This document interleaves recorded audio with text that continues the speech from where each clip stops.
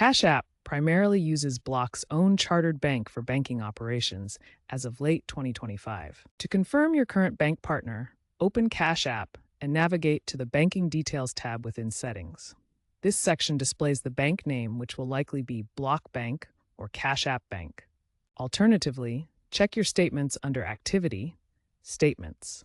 The issuing bank is listed on the statement header or footer. While some older accounts may still reference Sutton Bank during the transition, most users have been migrated to Block's bank.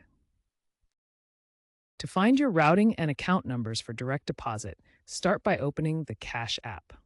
Next, tap the profile icon in the top right corner of the app. From the menu, select Direct Deposit or Banking to access your banking details. Your routing number, typically 121000248, and your unique account number will be displayed on the screen. Use these numbers to set up direct deposits for payroll or other payments. Remember, funds in Cash App are FDIC insured up to $250,000 through Block's Bank. For security, Cash App uses biometric verification to access banking information. Always verify your banking details directly within the Cash App to ensure accuracy, as partnerships can change.